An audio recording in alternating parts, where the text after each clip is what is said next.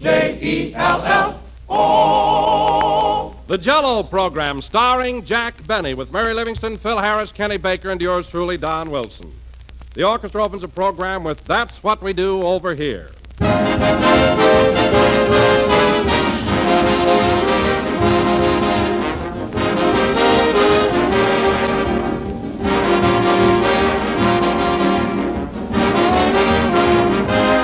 The Sons of the American Legion, Squadron Number 241 in Philadelphia, gave an officers' dinner a short time ago, and they sent us one of their menus. Well, here's what topped off the meal. Dessert a la Jack Benny. Yes, sir, you've guessed it, that was Jello. A swell combination of orange, lemon, and lime with that real extra-rich fruit flavor, and covered with whipped cream. Judging from the reports, it made a great hit. And after all, that's not so very surprising, because everybody enjoys those 6 delicious extra-rich flavors, as tempting and refreshing and satisfying as the real ripe fruit itself. And the Jello's 6 glowing colors are so bright and gay, they give a festive air to any meal. So when you want a dessert the family is sure to welcome, look for those big red letters on the box. They spell Jello, and Jello spells a treat.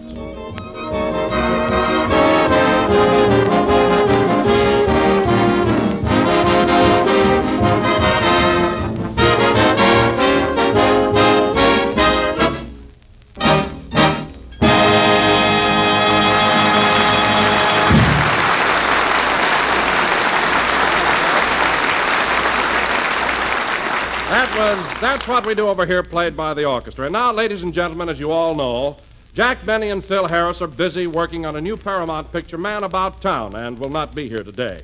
So in the meantime, Kenny and I are going to carry on and try to entertain you with songs and jokes.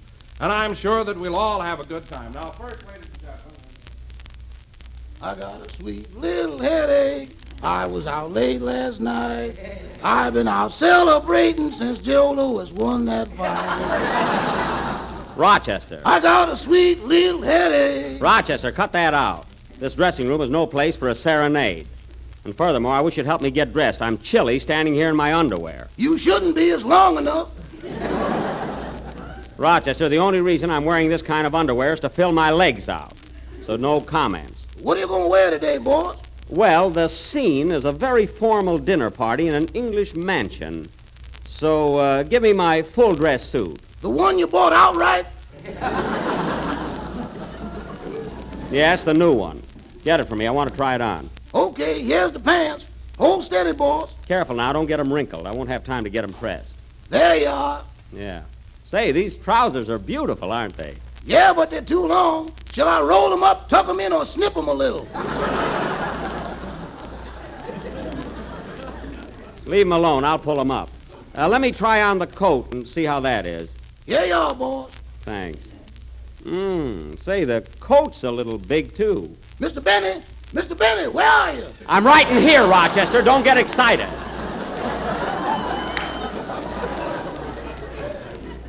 Pull the collar down and give me some air. It'll be all right. Doggone it, I need a back collar button. I forgot to bring some. I'll go next door and borrow one from Phil Harris. Gee, here comes Claudette Colbert. Hello, Claudette. Who is it? Jack Benny. Darn this suit. Well, here's Phil's dressing room. Look at that corny gold star on the door. How do you do, sir? Oh, pardon me, I've got the wrong room. I'm looking for Phil Harris. These are his quarters. Whom shall I say is calling, please?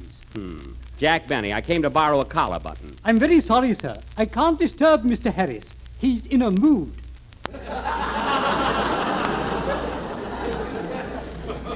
He's in a what? In a mood. He's studying his part. Well, I hate to break the spell, but tell him Prince Charming is here and he'd like to borrow a collar button. I'm terribly sorry, sir, but Mr. Harris is fearfully temperamental and... Elkins, I say. Elkins. Stop that dreadful chattering. Who is it anyway? It's a gentleman about a collar button, sir. Well, buy a couple and send him away. Now, wait a minute, Phil. It's me, Jack. Roper or Benny? Benny. Roper isn't up yet. Oh, hello, Jack. I didn't see you in that suit. No, you didn't. Well, if you want to know something, this suit was imported from England. Oh, heaven forbid. I wasn't talking to you. Hey, Phil, I need a collar button. Have you got one? I think so. Elkins, have we a collar button we can lend Mr. Benny? Well, can he be trusted, sir? Don't worry, I'll leave a deposit. Say, Phil, this is a lovely dressing room. Well, gee whiz, have you got a shower bath? I sure have. Well, that's very ritzy, Phil. I don't know how you rate this. Tea is served, Mr. Harris. Thanks, Elkins. I'm famished. Tea? My goodness, what are those, crumpets? No, that's corn pone. Mr. Harris. I say, Mr. Harris dotes on it. That I can understand. Tea and corn pone. What a combination. Mr. Benny, will you have your tea in a cup or in a saucer? Just bring it. How I drink it is my own business.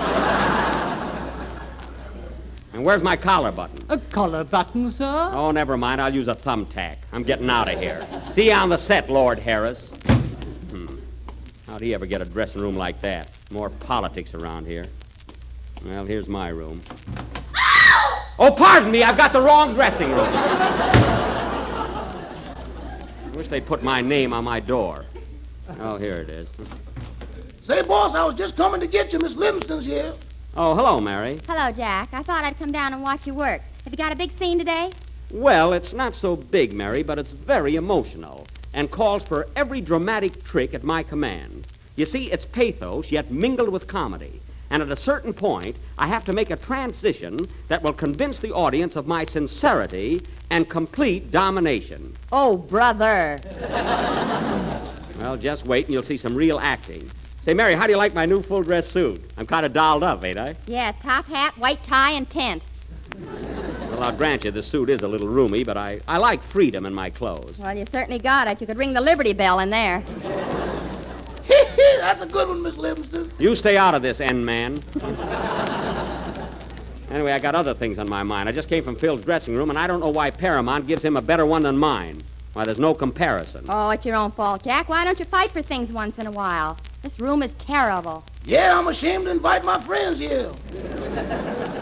Well, that's too bad. I'm just worried sick about that. Why, there isn't a chair in the room with over 3 legs. And look at that big hole in the floor. That hole? Well, I'm really to blame for that. We thought there was oil under here.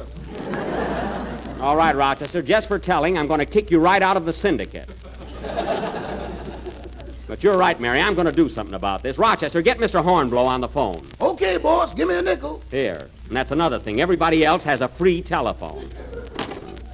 This thing has gone just about far enough. Oh, you're always talking, but you never do anything. I don't, eh? I'll find out in a minute just how I stand around here. I can tell you now and save you a nickel. Is that so? Here you are, boss. Give me that phone. Hello, Mr. Hornblow. This is Jack Benny.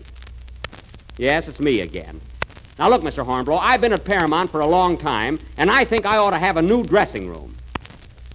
I know, but how come Phil Harris has a shower bath, and I have to wash in the fire bucket?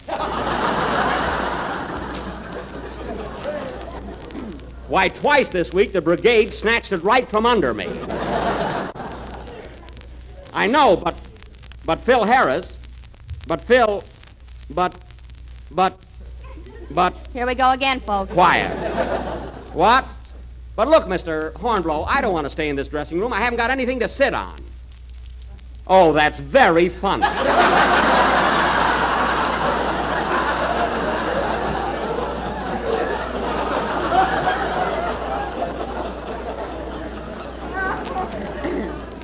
Now, look, Mr. Hornblow, here's what I want. I want new chairs, a shower bath, Venetian blinds, a floor lamp, Roller skates. roller skates. Mary, I'm not talking to Santa Claus.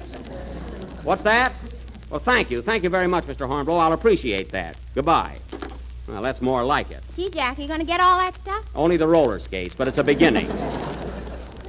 Hey, Rochester, tune in the radio. I want to see what they're doing on our program. I can't. The dial's all rusty. Well, use the pliers like I do. He never knows what to do. I got it. And here's another one, ladies and gentlemen. Little Jack Horner sat in a corner eating a dish of Jello. He stuck in his spoon and started to croon, Jello. Well, that's very cute. So you see, folks, you too can be happy with this tempting dessert. It comes in 6 delicious flavors: strawberry, raspberry, cherry, orange, lemon, and lime. Wilson is having a Roman holiday there. And now, folks, Kenny Baker, our popular young tenor, will sing... what's it going to be, Kenny? I'm going to sing a number called Strange Enchantment from Paramount's new picture, Man About Town, starring Phil Harris. What? You heard me. Wait till I get my hands on him.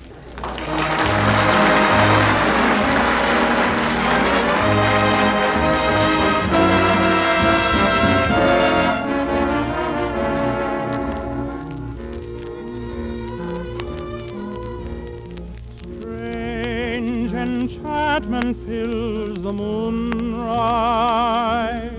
There's a breeze like sandalwood and wine. Strange enchantment lies in your eyes, saying, please, oh please, tonight be mine. When the moon has gone in the blue dawn, and we go wandering apart, darling, I'll be dreaming of this moment with a strange enchantment in my heart.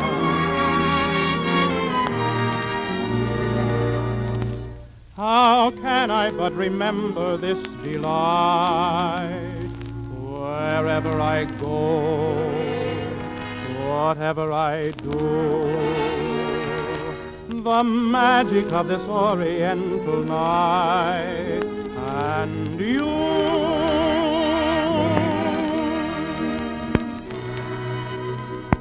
Strange enchantment fills the moonrise. There's a breeze like sandalwood and wine. Strange enchantment lies in your eyes, saying, please, oh please, tonight be mine. When the moon has gone in the blue dawn, and we go wandering apart, darling, I'll be dreaming of this moment with a strange enchantment in my heart.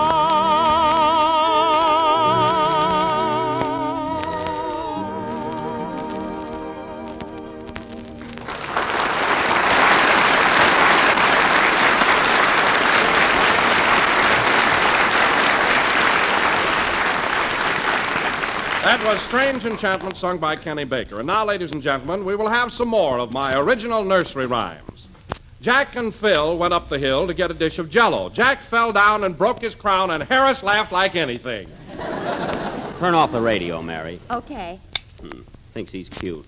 And I'm plenty burned up about Kenny Baker. Imagine him saying Man About Town starring Phil Harris. Phil must have put him up to that. Yeah. You know, Mary, it's disgusting the way Phil tries to steal every scene in the picture. He's always doing something to draw attention away from me. Well, you don't have to worry today with that suit you've got on.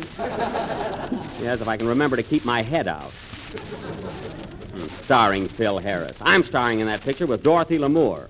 And another thing, if Phil doesn't stop telling Dorothy that I've got asthma, I'm going to have him thrown right off this lot. No kidding. Did he tell Dorothy you've got asthma? Yes. Now, every time I do a passionate love scene with her, she feels sorry for me.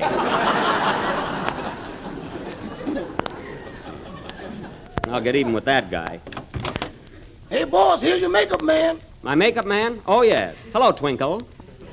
Hello, Mr. Benny. Are we ready for our daily tussle with Father Time?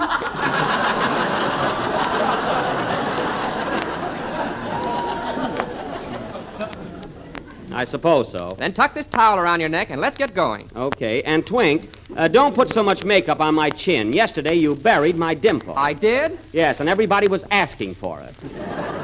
so be careful. Say, Jack, don't you think you ought to darken your hair a little bit at the temples? Mary, I'm not ashamed of the color of my hair. I'm prematurely gray. You've been saying that for 35 years. Well, I was frightened when I was a baby. Oh, Twinkle, I think you ought to pluck my eyebrows a little. They've been growing like mad lately. Okay. Say, boss, What is it, Rochester? are you in the mood to reopen our monetary discussion? Rochester, if you're referring to that $10 I bet you on the Lewis Roper fight, I do not owe it to you. Well, Lewis knocked Roper out, didn't he? Not entirely. Roper went down, but he started to get up. Man, can't you tell the difference between getting up and bouncing?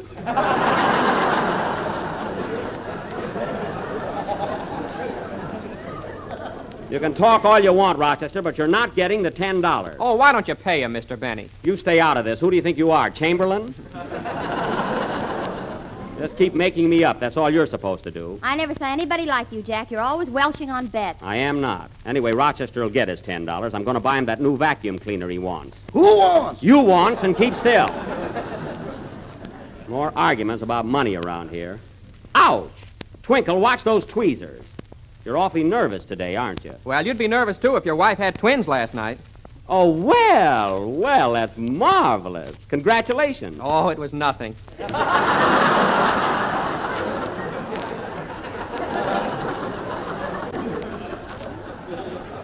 Well, that is news. Hey, Jack. What? Look in the mirror and get a load of your face. What's the matter with it? Oh, well, I'll be darned. Twinkle, what did you do before you became a makeup man? I used to decorate chinaware. Well, take those rosebuds off my cheeks. I'm not a teacup. Why don't you concentrate on what you're doing, Twinkle? See, my face is a mess. What are you laughing at? Twinkle stinkles. That's what I say. Hiya, Jack. Hello, Mary. Hello, Kenny. Oh, it's you, Kenny. Why aren't you at NBC with Don? Oh, I got tired of his old nursery rhymes, so I thought I'd come and watch you shoot a scene. Is it all right? Sure, Kenny, but how'd you get through the gate? I told him I was your business manager. Oh, fine. So now you're my business manager. Mr. Baker, can I have a word with you? Rochester, forget about that $10. My goodness. Say, Jack, are you going to shoot a big scene today? Well, it's not so big, Kenny, but it's very emotional and calls for every dramatic trick at my command. You see, it's pathos yet mingled with comedy. And at a certain point, I have to make a transition that will convince the audience of my sincerity and complete domination. Yes, sir. See, this is a crummy dressing room. Kenny asked me a question, so I answered it. Incidentally, I heard that announcement you made of your song. What about it? You know what? I'm the star of the picture, not Phil Harris. Well, he told me you were playing the part of a janitor. Oh, he did, eh? Well, it so happens that I'm a lover in this picture, and I'm talking to Dorothy Lamour all the time. Bet you're leaning on a broom. Broom nothing. I'm carrying a cane. A beautiful ebony cane with a silver handle on one end. And a a nail nail on the the other. other. I knew you were going to say that. I knew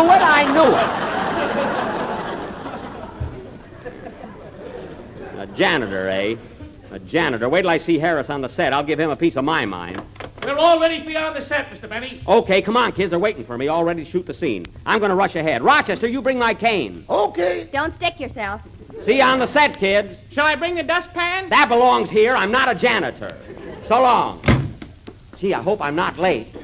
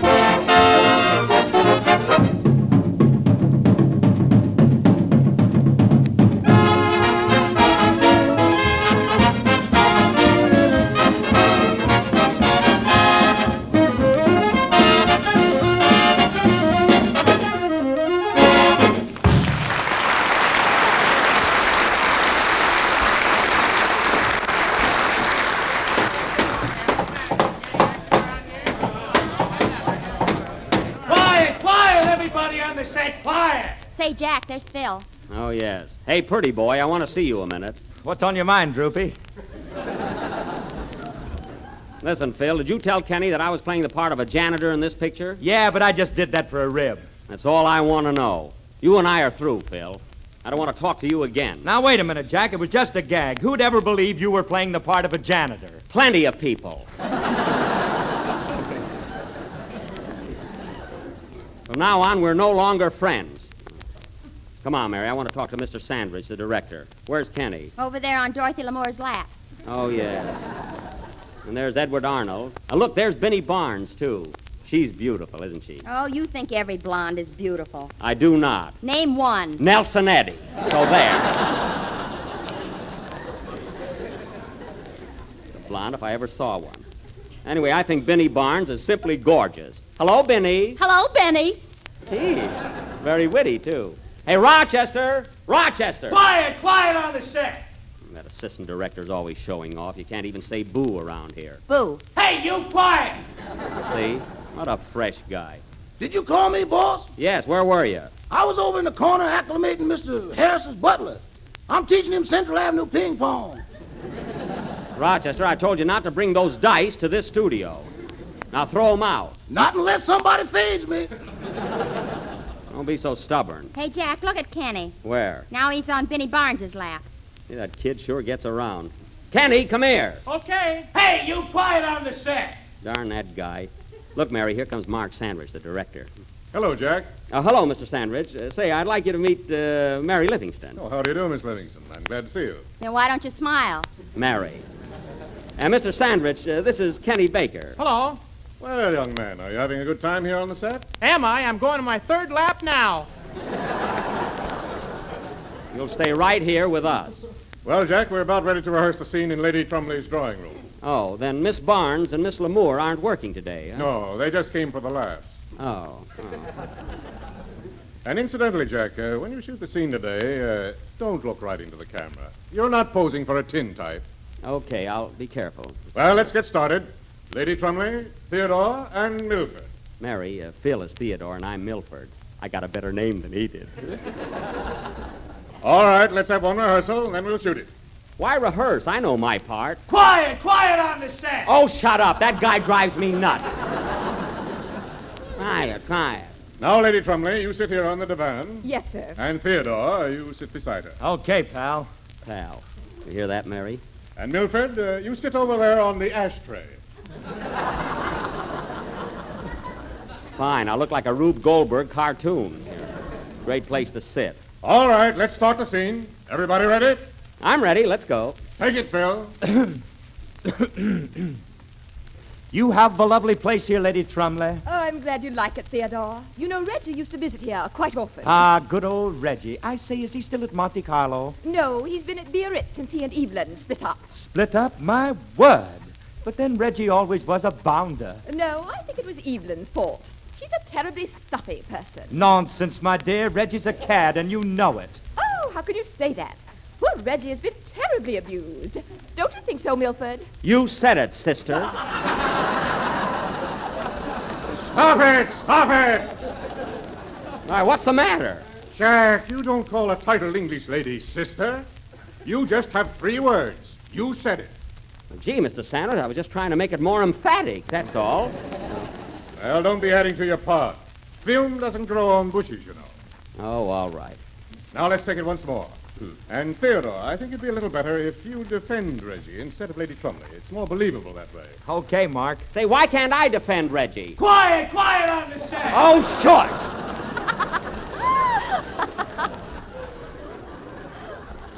Say a word here, anyway. Oh, get out of here, Mary. Stop laughing. Now let's run through it once more. Remember the change? Okay, let's go. You have a lovely place here, Lady Trumley. I'm glad you like it, Theodore. You know, Reggie used to visit here quite often. Jack! My throat was dry, for goodness sake.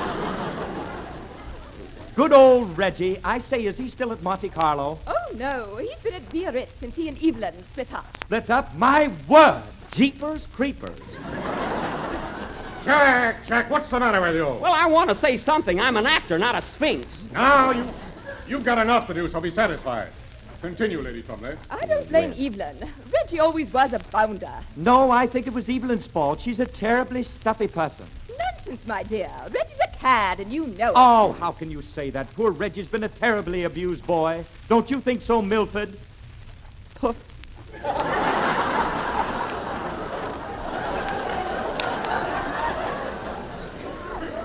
Don't you think so, Milford? Yeah. For heaven's sake, Jack, why don't you answer, Phil? We're not speaking, that's why.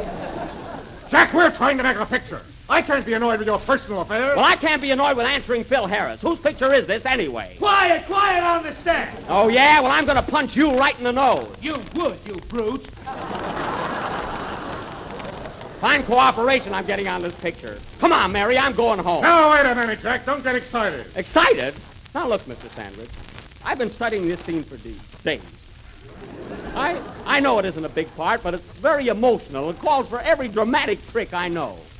You see, it's pathos, yet mingled with comedy. And a certain point, I must make a transition that will convince the audience of my sincerity and complete domination. Now, if you think you can get somebody else to do that, go ahead and get Barrymore. I'm leaving. Rochester, give me my top hat and cane.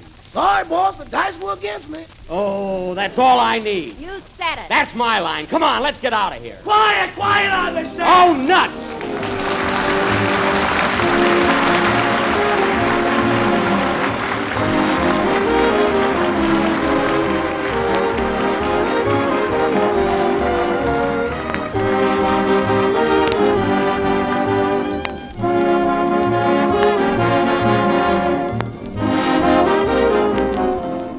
I'll bet that all of you women have said to yourselves, I don't believe there is anything new to have for dessert. Well, ladies, I'm glad to say that you're wrong. And here's the proof. It's the new Jello butterscotch pudding, rich with true butterscotch flavor, the kind you've loved since you were a youngster. It's creamy and mellow, and it has a delicate golden taffy color that really makes you hungry just to look at it. Jello butterscotch pudding has that old-fashioned homemade goodness, a marvelous flavor and texture. Why, it all but melts right in your mouth. Then try Jello chocolate pudding, rich and smooth and real chocolatey, the kind your family loves. And Jello vanilla pudding, delicate and creamy, so tempting to look at that you know that you have a real treat. All three new Jello puddings are made with fine, wholesome ingredients. They're quick and easy to prepare. You'll find the simple directions on every package. Why don't you buy 3 packages at a time? Ask your grocer tomorrow for Jello butterscotch, chocolate, and vanilla pudding, the real homemade kind.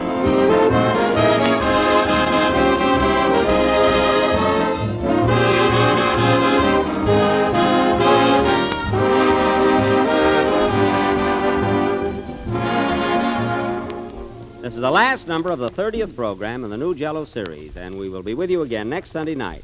But I'd like to announce, folks, that daylight saving time goes into effect over some of these stations next week. So if your community is affected, don't forget the change. Say, Jack, what's daylight saving time? Well, you see, Mary. I know. It's pathos yet mingled with comedy and calls for every dramatic trick at your command. That's not it at all. Good night, folks.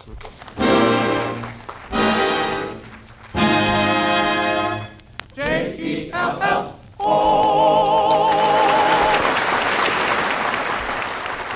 Next week, daylight saving time goes into effect in many places.